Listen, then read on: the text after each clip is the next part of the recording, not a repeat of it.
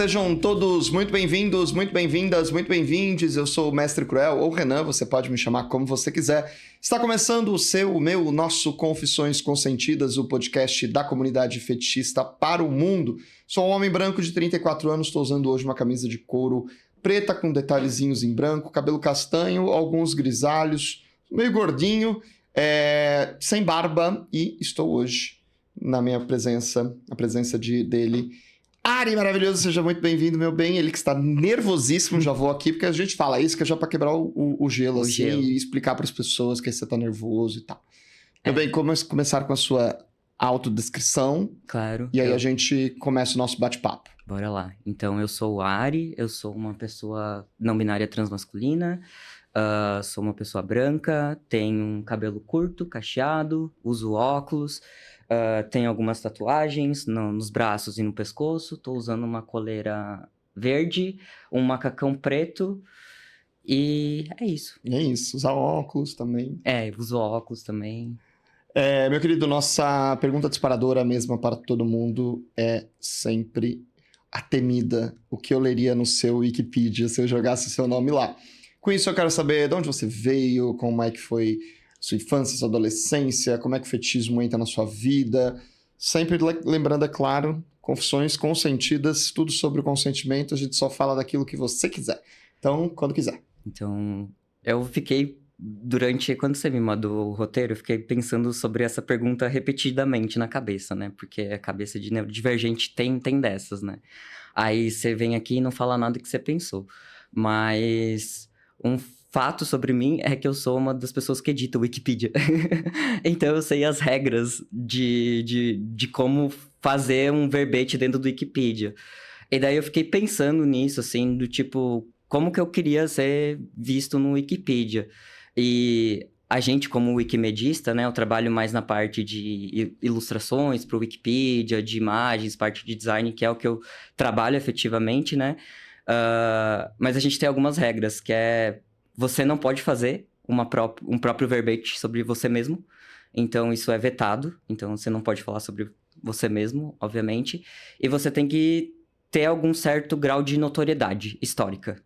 Para que seja uma pessoa que, enfim, que as pessoas queiram saber sobre quem foi você, né? E daí eu fiquei muito pensando sobre isso, assim, tipo... sobre o que eu quero ser lembrado. E eu fiquei pensando que eu acho que eu não quero ser lembrado individualmente, assim. Eu acho que eu queria ser lembrado por lutas coletivas, assim.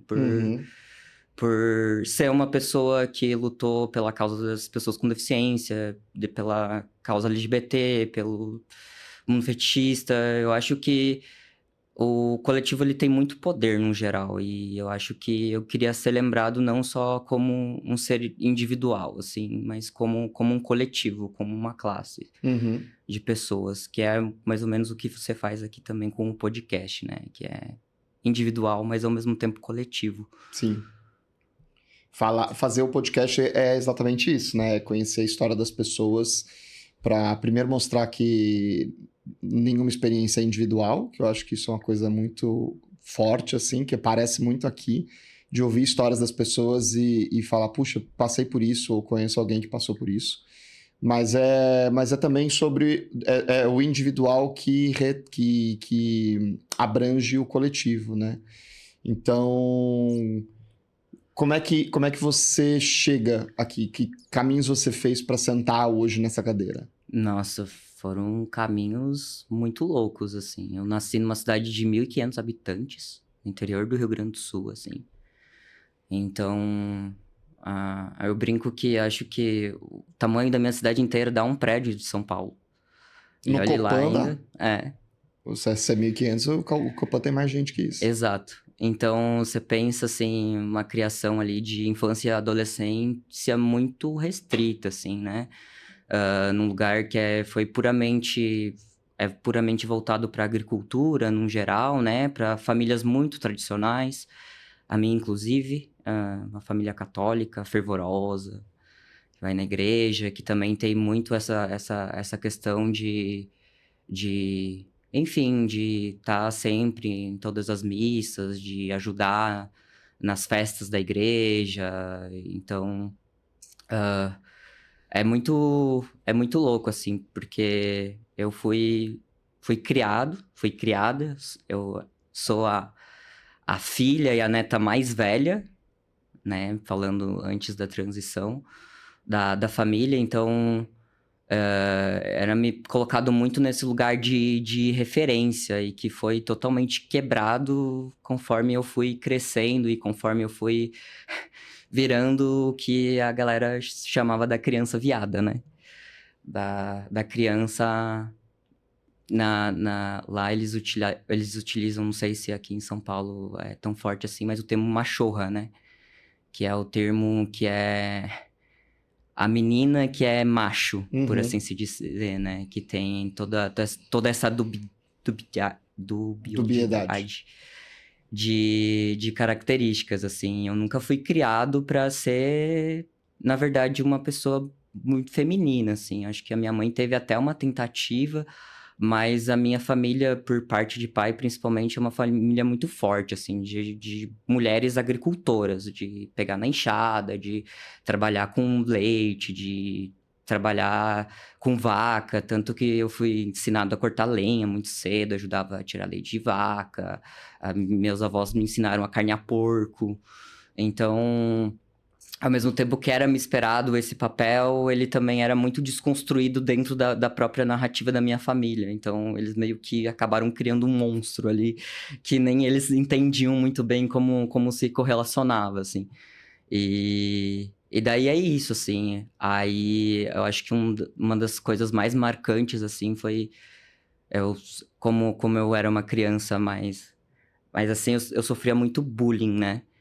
E daí eu não. Hoje eu não entendo muito bem se era por questões de eu ser diferente em relação a ser uma pessoa autista, ou se era por eu ser efetivamente uma pessoa LGBT. Eu imagino que seja um Sim para conglomerado todos. de Sim para todos. todos. Exato.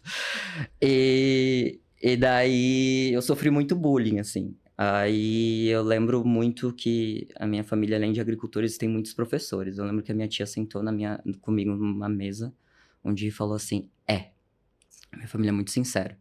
Realmente, beleza você não tem.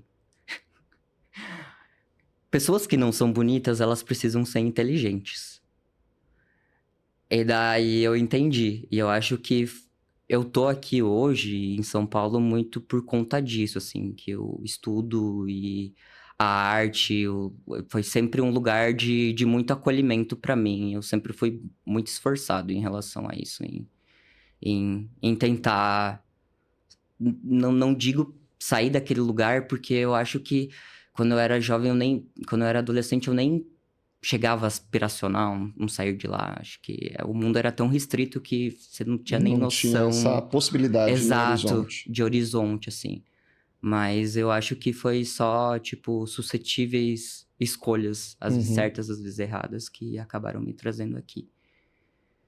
Quando é que você.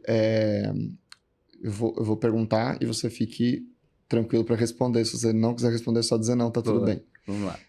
Quando é que você se entende enquanto uma pessoa trans, não binária? Eu acho que veio, assim, como eu te falei, eu sempre fui uma pessoa que não seguiu padrões. Uhum. Então, eu era criança que brincava no barro, que, enfim, ajudava meus avós, etc. E que também gostava muito não tinha limitações, assim, em relação às brincadeiras ou à forma de agir ou limites ou qualquer coisa do tipo. Eu só não tinha um nome pra isso.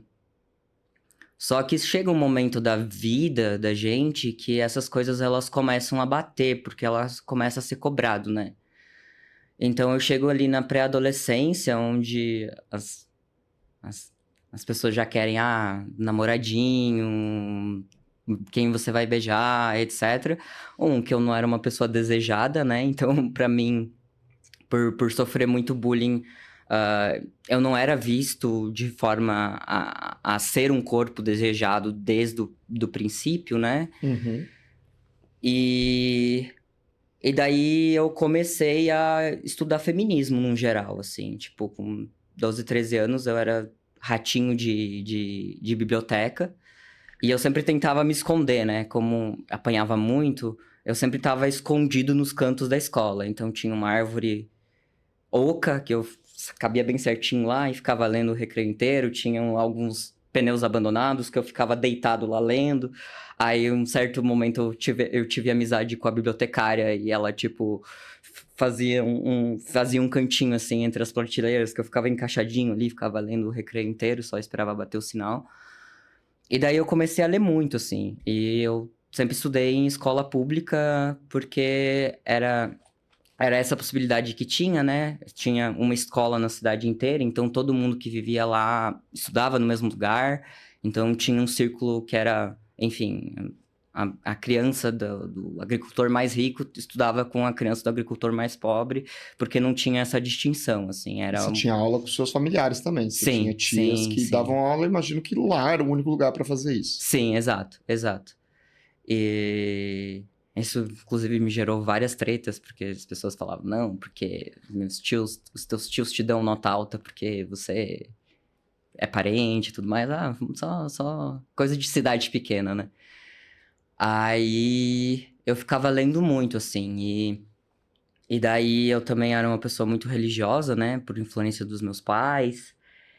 E vinha muitos livros do governo que chegavam e tinham muitos clássicos, no geral. Quadrinhos clássicos como Kafka, outros livros mais cabeçudos, assim. Aí eu, tipo, vamos ler. E eu comecei a ler muito e começou também uma onda forte do feminismo, então começou a chegar muito livro em relação a isso, ali em meados de 2012, 2010. E eu comecei a ler isso. E daí eu comecei a me questionar de várias formas, assim. E eu acho que das coisas mais importantes foi o quadrinho Retalhos, que ele falava, era a história de dois jovens que, enfim, começavam a se questionar sobre a religiosidade, sobre muitas coisas que estavam acontecendo. E ele também é um inspiracional de eu efetivamente começar a desenhar, né? E tem muita inspiração no traço também, que é um traço mais sujo, mais pesado, assim. E ele, pra mim, foi um clique de tipo, putz, eu acho que tem alguma coisa aqui. E daí eu fiz uma carta gigantesca pros meus pais. Eu acho que, tipo assim, de umas 5, 6 páginas, eu tinha, sei lá, 14, 13 anos. A gente nunca tinha conversado sobre. E eu só entreguei, porque eu tenho dificuldade de falar sobre coisas difíceis, e daí eu faço cartas pra falar sobre sentimentos difíceis, desde sempre, assim. E eu entreguei pra eles, e eles leram, e eles não falaram nada. E eles não falaram nada até hoje.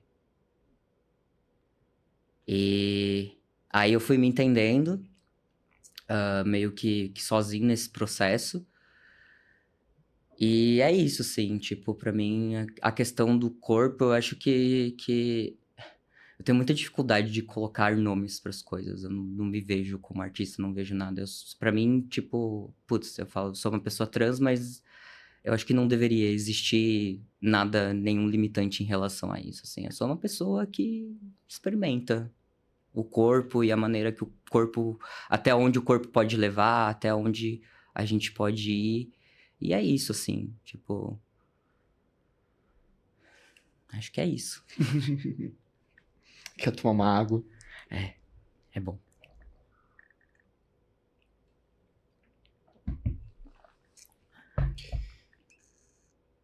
Podemos continuar? O fetichismo, então, ele chega em que momento? Putz, o fetichismo, ele... Nas palavras ou antes? Porque sempre tem um negócio de tipo, putz, quando você é uma criança meio freak, assim, você tem algumas coisas que depois você para e pensa fica meio... eu acho que tinha características aí que eu não tinha me tocado naquela inocência, assim. Tipo, eu brincava com os meus primos de umas brincadeira meio violenta, assim. A gente fazia dois estilingue e jogava pedra um no outro, assim, de derrubar. Ah, tinha uma coisa que eu... que eu sempre tive o corpo muito rígido por causa do autismo, assim. Então, sinto muita dor no corpo. E daí eu pedia sempre pro meu irmão, eu sou o irmão mais velho, fazer massagem. Só que o jeito que eu fazia, que eu pedia pra ele fazer massagem era ele pisoteando em cima de mim. Ele subia e pisoteava em cima de mim. Aí depois, quando eu entrei no meio fetichista no geral, eu descobri que existe um nome pra isso. Se chama trampling. Aí eu fiquei, meu Deus, que coisa, né? Mas no mundo fetichista no geral, aí pensando na área adulto, foi muito num... Eu estava num relacionamento longo, ali era um relacionamento fechado, e por mais que eu tenha me assumido muito rápido, eu tive algumas questões de não conseguir me libertar de muitas coisas, assim. E daí a questão sexual sempre foi uma questão muito, muito, muito difícil, assim. E daí isso acabou me trazendo muito sofrimento. E um belo dia, uma amiga minha me mandou um texto. Alguns artigos falando, amigo, você tem essas questões aqui, por que você não lê que existem muitas pesquisas que demonstram que pessoas neurodivergentes têm muita facilidade com BDSM no geral. Porque tem regras específicas, porque você segue combinados. E daí eu falei, pô, interessante. Comecei a estudar efetivamente, né, como um bom nerd. E fiz a proposta pra pessoa que eu me relacionava na época. A pessoa não gostou muito da ideia. Mas pouco tempo depois esse relacionamento acabou terminando. E daí eu pensei, putz, eu acho que é a chance de eu ir atrás disso e experimentar efetivamente. Aí eu já tinha um certo conhecimento, só que não o suficiente, e eu joguei com alguém que depois eu descobri que não tinham boas referências. E não foi muito legal, pra ser bem sincero, assim. Tipo, eu saí da sessão, tive um drop danado, e daí falei, acho que não é pra mim, não. Isso daí não. Aí eu voltei pra São Paulo. E daí eu tenho uma amiga que se chama Dandara. E estava acontecendo um concurso chamado Mr. Fetiche. E a Dandara me falou, então, eu quero fazer uma performance e eu preciso de alguém meio doido aí que tope fazer comigo. Falei, bora, né? Deixa eu só te interromper porque eu quero entender um pouco a cronologia. Você fez a sua primeira sessão. Você namorava alguém enquanto você morava no Sul. Sim. E aí depois, em que momento você se muda para São Paulo? Depois do rolê da Dandara ou essa vinda, esse jogo essa primeira sessão que você teve? Então, eu já conhecia a Dandara, porque a gente trabalha na mesma instituição, assim. Uhum. E eu sabia que ela era uma pessoa fetichista. E... Só que a gente nunca tinha conversado em relação a isso, assim. Era bastante num viés mais corporativo mesmo. Certo. E daí, essa relação terminou. E daí eu vim pra São Paulo. E daí Mas veio de vez ou veio eu só? vim de vez, eu vim de Entendi. vez. Eu vim de vez porque o meu trabalho já tava pedindo pra eu voltar. Eu já tinha morado aqui 1 ano. E daí eu voltei pra cá. E daí eu tomei um café com o Dani.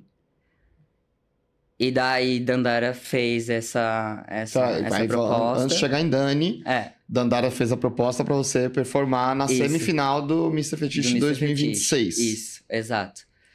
E daí eu falei, bora, né? Aí ela falou, a minha ideia é fazer uma performance sobre graças, assim. A gente tava vendo um ano de muitas vitórias positivas na comunidade trans, no geral, e de pessoas próximas nossas conseguirem conquistar coisas muito relevantes, como emprego fixo, casa, etc. Enfim, de ser um respiro.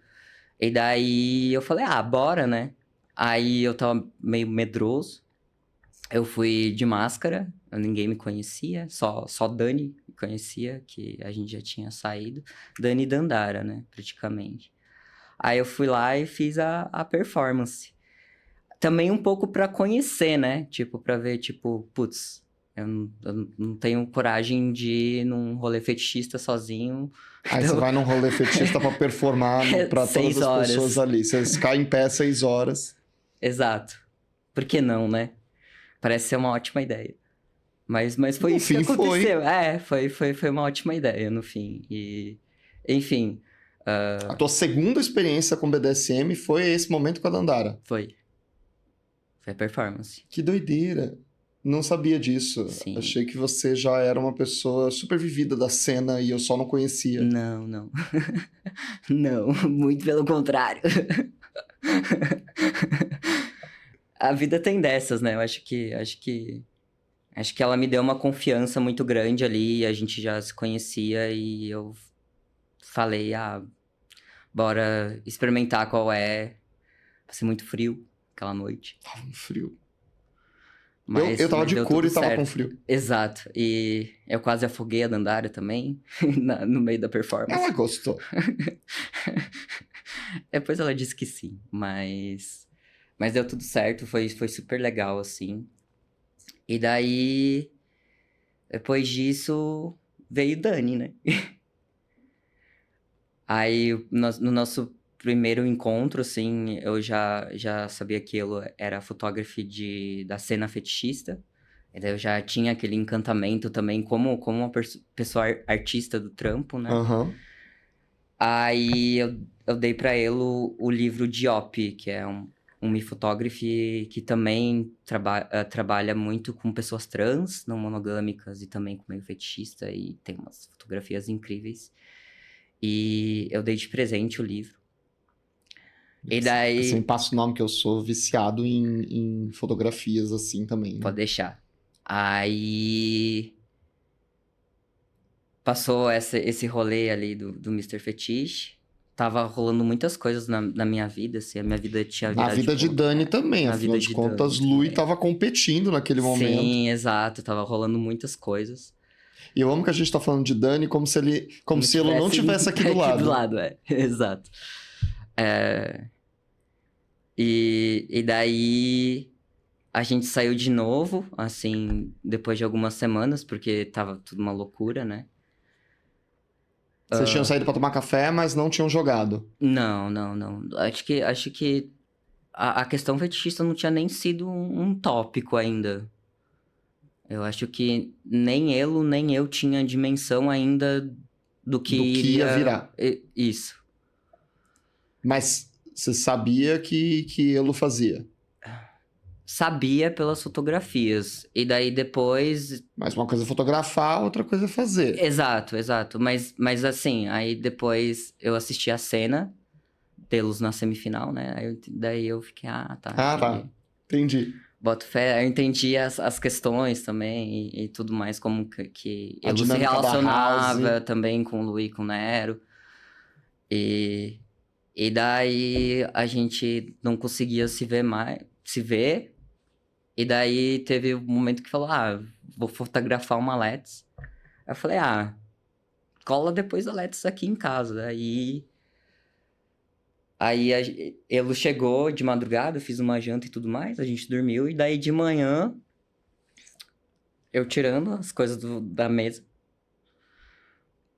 ele olha pra mim e fala, então, eu quero te encolerar.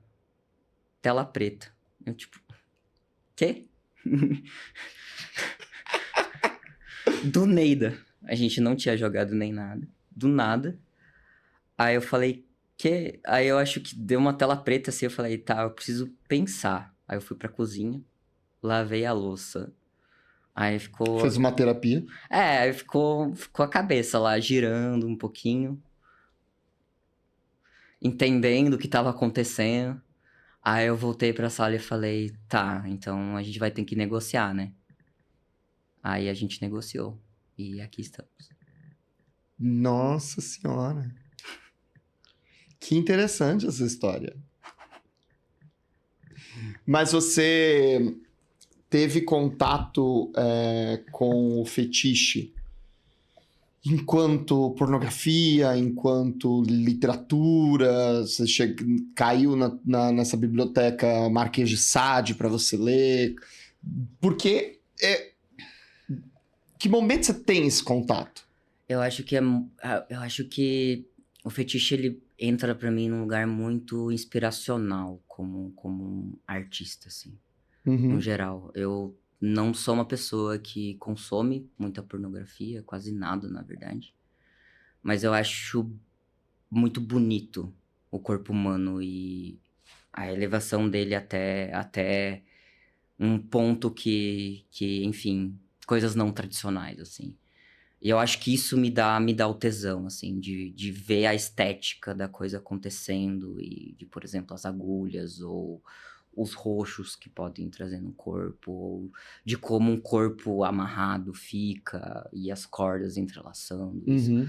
Eu acho que isso, pra mim, é muito bonito e eu acho que isso que me dá Mas em que momento você viu isso pela primeira vez? Eu não faço ideia. Eu acho que na minha formação como animador num geral, assim, tipo, sempre tive que ter muito contato com corpos num geral. E maneira de vislumbrar eles e pra animar eles e de estrutura e de como se colocar e em composição, assim. E eu vejo muito o corpo nesse viés, assim, pra mim é algo é experimental mesmo, tipo, de estudo, de lugar de observar e vislumbrar aquilo ali e como que aquilo se estrutura. Então eu acho que pra mim, eu nunca tive esse limiar de tipo onde o tesão termina, onde é que ele começa, eu nunca, não sei muito bem onde isso se estrutura no geral. Uhum, uhum. Ainda não tenho essa vislumbração. E hoje, dentro dessa DS, como é que é a dinâmica? O que você gosta de fazer? Como é que... Te colocando nesse espaço de uma pessoa que está começando, super Sim, sim. experimentalista. Acredito que tenha muitas coisas que passam pela sua cabeça, mas que ainda não deu tempo de fazer. Mas em que pé você coloca essa experiência dentro do fetichismo na sua vida? Hum, preciso pensar um pouquinho. Fica à vontade. Enquanto isso, você curte, comenta, compartilha, manda pro seu amigo, pra sua amiga, pro seu amigo, que aí a gente vai. Papo super gostoso, entendeu? Não acabou ainda. Nós estamos aqui dando um tempo pra Ari pensar. Eu acho que enfim, começando sobre a DS, né? Eu sou sub de Dani hoje. Eu sou switcher também, mas como tenho pouquíssima experiência, a gente fez essa dinâmica exatamente pra evitar enfim, coisas não tão legais aconteçam e também nesse lugar de experimentação mesmo. E porque eu sou cansado. Acho que Nero já falou isso. Assim, eu sou adulto durante 24 horas por dia. Eu só falo pra Dani, assim, de vez em quando, resolve bem. Você pode resolver, pode escolher, porque eu não quero escolher algumas coisas assim. E eu acho que dentro da nossa DS, acho que o que mais a galera tem visto tem sido Os os needles, needles. sim. Que era algo que a gente até estava conversando antes. E eu acho que também é o que a gente mais tem recebido feedback, assim, você é uma pessoa lá que tem 350 mil agulhas no seu corpo, eu tipo, Vocês estão virando referência. é, O Flogging, o Louis Alfire, aí tem o pessoal do Shibari, aí vocês são os needles, entendeu? é. Aí teve uma pessoa que também já chegou, você é o needle boy, eu tipo, O Ícaro é o meu Waxplay. Deus do céu, needle boy. Gostei do nome Needle Boy. É bom, é bom. E de onde veio o rolê do Needle, assim? Foi uma proposta sua, de Dani? Eu acho que foi o primeiro jogo que a gente fez, inclusive, assim, começou super tranquilo, né? De Tipo, leve. de levíssimo. Dani, Pra quem Dani. não sabe, o podcast não é sobre um processo de explicar, mas às vezes a gente solta uns termos. Needle Play consiste em você brincar, jogar com agulhas. Que podem perpassar por vários lugares e tal, mas basicamente o que o Needle Boy aqui faz é ter o corpo espetado e transpassado por várias agulhas. E neste momento, se você está com aflição, eu recomendo que você vá lá no Instagram e vê, porque, por incrível que pareça, é lindo de ver, é lindíssimo de ver. Mas continue. Ou não veja também, né? Também, não veja, ninguém é Se obrigado a você nada. tem muita aflição, porque tem sangue, né? Enfim, quando você perfura um corpo, ele sangra e, consequentemente, tem algumas pessoas que têm algumas questões com isso, assim.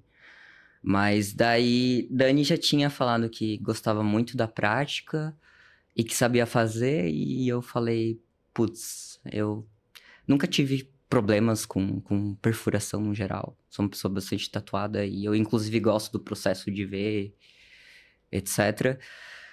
E daí a gente falou, vamos ver qual é. Vamos ver quanto que eu aguento, assim. Aí eu tinha até perguntado pra ele o quanto que ele tinha aguentado. E eu falei, eu cheguei em umas 12, 13. Aí eu falei, putz, acho que não vou aguentar muito não, né? Aí na primeira sessão, acho que foi 37 que a gente fez. Aí, pô, ficou uma arte bonitona, uma mandala assim nas costas. E daí a gente olhou e ficou bonito, hein? E se a gente fizer na mastectomia, na cicatriz da mastectomia? Aí foram 57 agulhas. Aí a gente tá pensando umas pira, assim, de usar também, fazer desenho. A gente já tentou fazer desenho, isso não deu muito certo inicialmente, mas aí agora a gente já tá sabendo mais um pouquinho como transpassar a linha entre as agulhas e tudo mais. Então, é muito uma panca divertida, assim, de tipo, você olhar depois e daí também a gente... Só também um alerta, né? Não faça nada se Se não você não sabe sabe, fazer. Não sim. é simplesmente pegar a agulha de crochê da sua avó e enfiar na pele. Não é sobre isso. Então, por favor. Além do mais de que é uma prática que pode acontecer contaminação, né? Então, existem Não é uma prática cuidados... do SSC, é uma prática do hack, é um outro lugar. Exato, exato. Então, é uma prática que, por exemplo, eu sempre sou atento e Dani também tá atente a fazer os exames corretinhos, porque envolve sangue, envolve muitos fatores que podem conter riscos, né? Passar o algodãozinho com álcool antes, não reaproveitar as As agulhas. agulhas. Tem uma série de coisas que a gente tem que fazer para se prevenir, dirimir, na verdade, diminuir o risco, porque ele não é anulado nunca, né? Exato. Sempre é uma possibilidade. E ambas essas partes precisam estar cientes disso. Exatamente, inclusive dos riscos e das coisas que podem dar errado. Me fala um pouco dessa máscara lindíssima da Bad Wolf, que é um ratinho. Da onde vem essa ideia de ser um pet que não é um pet cachorro ou gato, que são os mais comuns? Exato. Eu acho que começou um pouco quando eu tava fazendo a perfo com Dandara, assim. A Dandara tem o A personagem... jaguatirica. A Guará dela. Aí daí ela queria muito que eu entrasse na pira também. Aí eu falei, bicha, eu não sou... Eu amo a Dandara, eu sou apaixonado pela Dandara. Ela é Inclusive, incrível. eu preciso trazer ela aqui. Ela é incrível. Eu falei, bicha, eu não vou sair pra ir latindo. Eu não consigo. Aí ele falou, e se você fosse um bicho, que bicho você seria? Eu falei, eu seria um rato. Aí, por que um rato? Eu acho que os ratos, eles têm muitas questões que perpassam, assim, de serem animais muito rejeitados, no geral, socialmente falando, e existe, depois que Dani e eu conversamos, existe toda a questão do ratinho de laboratório, né? De ser esse animal que ele é muito utilizado e é muito experimental, assim, no geral. E daí eu falei, eu quero ser um rato. Aí, quando a gente foi negociar também, Dani e eu, tinha ali na coisa o pet play, eu falei, mas como cachorro eu não sei. E daí eu perguntei, e se eu for um rato? E daí ele falou, e se você for um rato? Entendi a coisa da gaiola agora. Agora faz sentido. Aí é essa brincadeira, assim. Eu acho que muitas representações, tanto de pessoas trans quanto de pessoas com deficiência, elas são colocadas na literatura como ratos mesmo, né? A gente tem um exemplo, por exemplo, do quadrinho Maus, onde pessoas judias também são representadas dessa forma. Então, são animais muito simbólicos num aspecto geral de militância e de pautas que são muito pertinentes, né? Porque, ao mesmo tempo que eles são animais muito necessários, eles também são animais muito renegados pela sociedade. Uhum. E a máscara é linda, lindíssima. Bora pro nosso bate-bola, jogo rápido? Bora. Aí, tá vendo? Já passou a primeira parte da entrevista, nem doeu tanto. Aposto que as agulhadas doeram mais. Não? Ah, que coisa. Baby, eu começo sempre com uma cor. Verde. Um medo. Putz. Acho que o meu maior medo é de, quando eu morrer, a minha história não ser respeitada de alguma forma. Um sonho. Um sonho é ter minhas artes em uma galeria um dia. Um superpoder. Aí eu queria voar. Acho voar muito massa. E um superpoder merda. Flutuar. Só um pouquinho. Voar abaixo, assim. Voar abaixo. Tipo galinha. Não consegue, tem justo. Se houvesse um filme da sua vida, quem você gostaria que te interpretasse? Não precisa aparecer com você, a gente tem a arte da maquiagem. Putz, eu gosto muito do Elliot Page. Como pessoa e como artista. Acho que a história dele é bem interessante. Uhum. E me indica um livro ou um filme. Putz, eu sou formado em animação. Vou te indicar uma animação internacional que acho que foi a animação que me fez fazer e me formar em animação, que se chama Perfect Blue.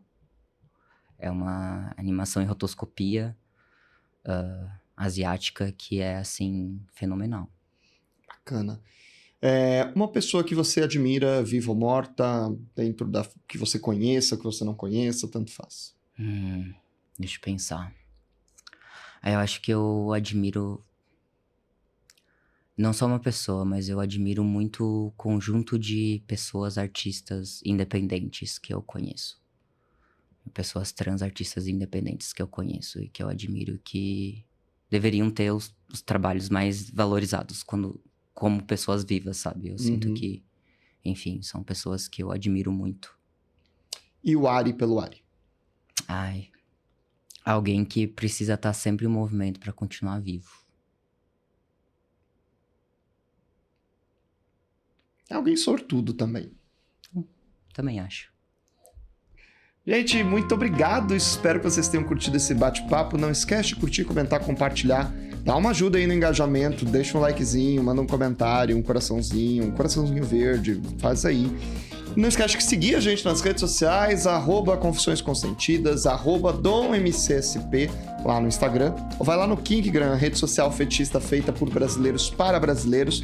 Nós somos um dos apoiadores do Kinkgram e vamos fazer essa rede crescer, porque lá as suas contas não são banidas. Se por um acaso, no momento da gravação desse vídeo, essas contas existem, mas quando o vídeo for ao ar, essas contas não existirem mais, você acessa www.mestrecruel.com para você ficar sabendo por onde eu tô, quais são os meus novos arrobas, caso aconteça.